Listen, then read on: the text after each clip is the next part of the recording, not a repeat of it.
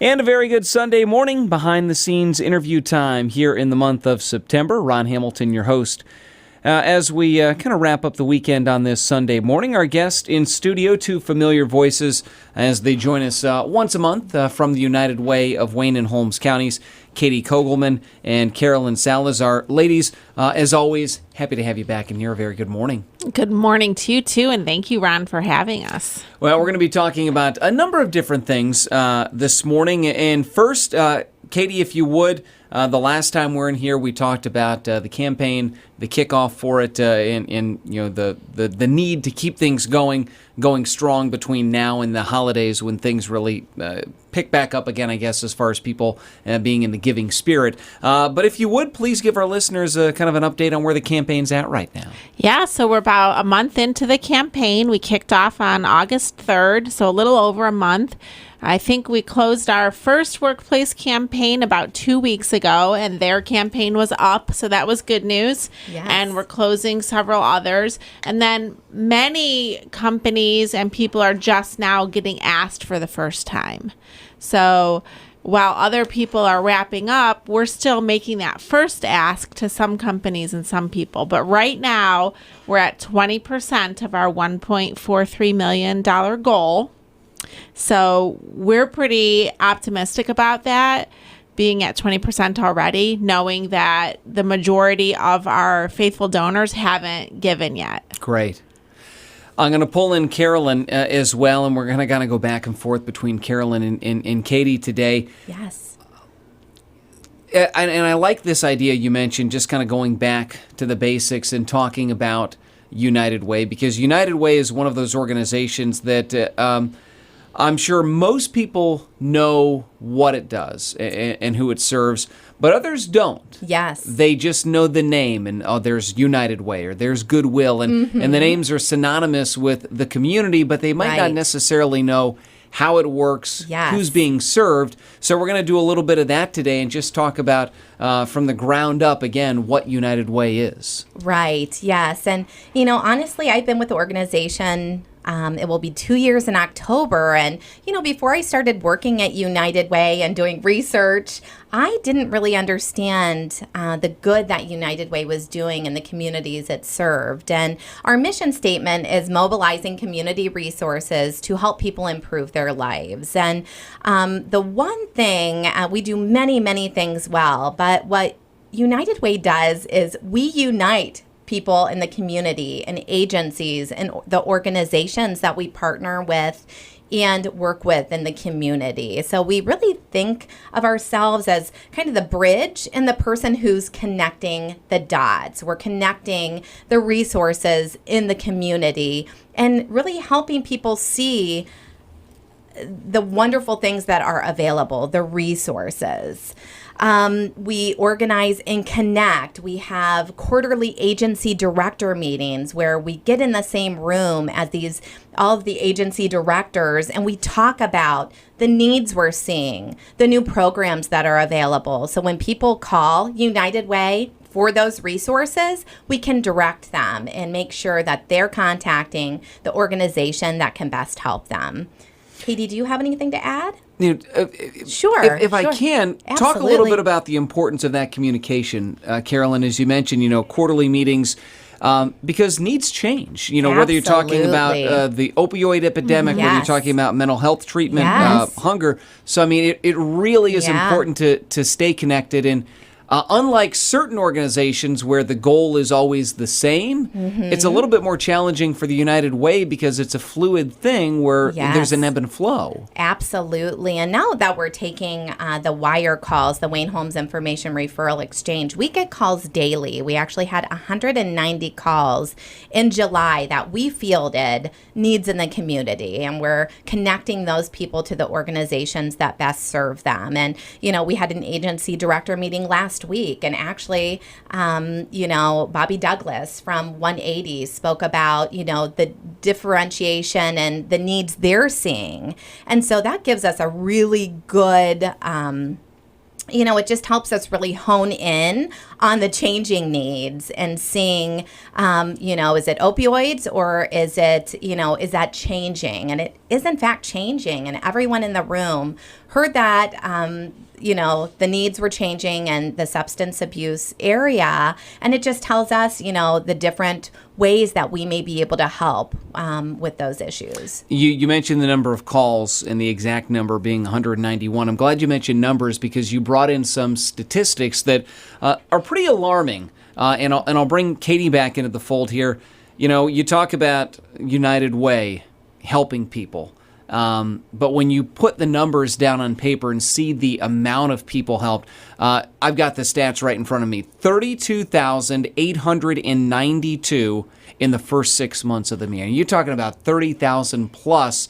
Yes. And Katie, before we went on the air, I liked what you said. We were going to talk a little bit today about what if the United Way wasn't here. Kind of, it's a wonderful life type deal. Because the United Way for many people has always been here. That's right. So it's one of those things that a lot of people I bet take for granted, but you take the United Way away and all of a sudden you're talking about 30,000 people plus that wouldn't have gotten that help. Absolutely. And that's a sort of a sobering thought. And I think what's really cool about United Way and United Way funds, we don't have a lot of strings attached to our funding. So as community needs change and as they shift, we're able to use those dollars in a much more flexible way than, say, state grant funds or federal grant funds. So if United Way wasn't here and we didn't have that flexibility with those funds, we can look at all of the people who would not be taken care of. So for example, Viola Startzman, we fund their mobile dental unit. So it's a mobile dental unit that travels a lot to Holmes County to take care of people, their dental issues that they may never have seen a dentist. And for some of us, that's hard to believe. But, going back, looking at the numbers that I just mentioned, as far as dental care, it's staggering. The amount of people that you guys have helped, more than 4,300 people have received dental care in the first 6 months of the year. And you're right. If you guys weren't there, they wouldn't have gotten that. And I mean, I'm not a health practitioner, but I know that your teeth are so important to your overall health. Right. Yes. So that's just crazy to think about. If we didn't have those dollars here in the community and we weren't able to use them with flexible means, 4,300 people would not have gotten dental care just in the first 6 months of this year. So if you take that over how many years, we've been around here almost 60 years, a little over 60 years actually. It's a lot of teeth cleanings. Yeah. So it's really scary to think about what would happen if the United Way wasn't here and we weren't doing the work of mobilizing those community resources. And you mentioned the flexibility, and you're right as far as state and federal grants. So many times it's a very narrow, this has to be spent on this, only this, Yes. in a certain amount of time, or you lose the funds. And as you mentioned, there's flexibility that if the need is here, the money can go here. If it's over there, it can go over there. And with the needs changing, we talked about the opioid crisis. There's a lot of money available for opioid crisis issues now, but we're already seeing that shift. So it takes a long time for the government to ratchet up to the needs. Where United Way dollars, it doesn't take us a long time. We can sit in a room with community members and leaders and say, this is a new problem. We need money for it now, and we have the ability to do that quick turnaround. And at United Way, we're not the experts. We really rely on our partners to tell us, what are you seeing? The only direct service we have is wire, like Carrolyn mentioned. So we get a lot of those first line phone calls.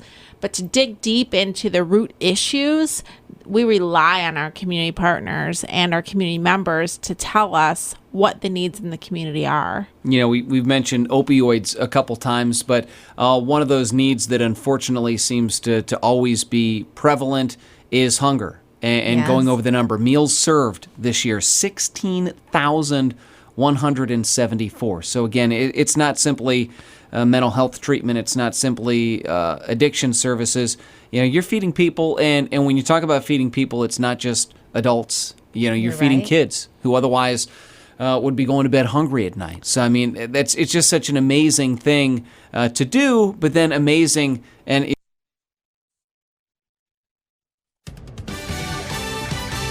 Fox News, I'm Chris Foster.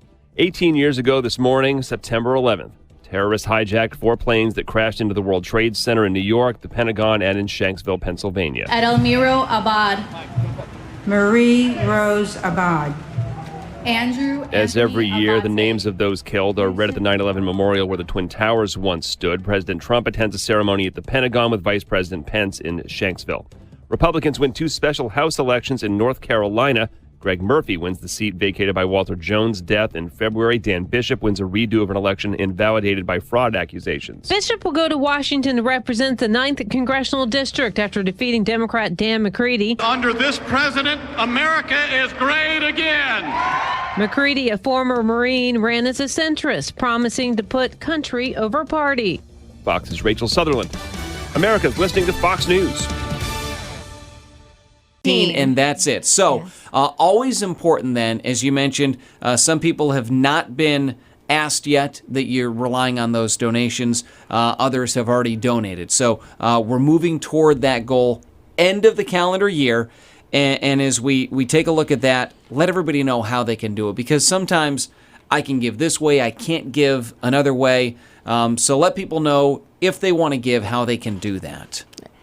Well, we actually have several ways to give, and we try to make it really, really easy to give at United Way. It can be as easy as, if you have access to the internet, go on our website, uwwh.org, and click on that donate button.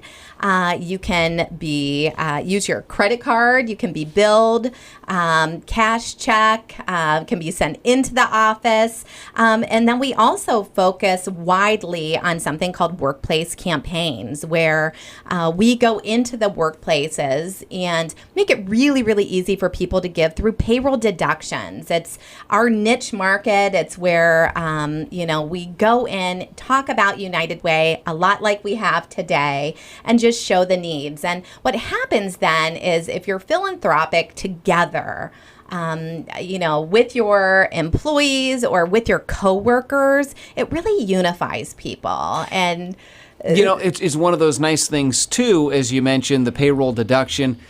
It's something that you don't necessarily feel. It's like the 401k or the Roth IRA. Yes. You don't see it coming out later, so Yes. it's a little bit easier to give that way for some. Yes, absolutely. And, you choose the amount that you're comfortable with, because I am telling you, Ron, every dollar helps. Mm-hmm. Every dollar helps United Way get to our $1.43 million goal. So we are so grateful for any dollar amount, because Katie and I understand that people work very, very hard for the money they receive, and them giving us that gift of any dollar amount is beyond appreciated, and is helping so many people in the communities we serve. I know you guys are also on social media, Twitter, Facebook, so people can follow you guys there and learn more as well. But as we wrap things up, Katie Kogelman, Carrolyn Salazar, again, our guest from the United Way of Wayne and Holmes Counties, talking a little bit about the campaign so far. Again, running through the end of the year. I was mistaken. It ends December 31st. So you've got about 3 months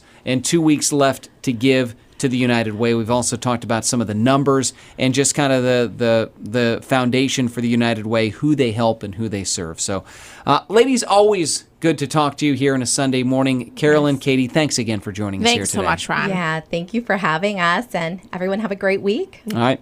More to come. We'll continue on. Brian will take a look at what's happening in the weather right after this quick break. You're listening to Behind the Scenes here on Worcester Radio over 104.5 WQKT and AM 960 WKVX. Again, back with the weather after this.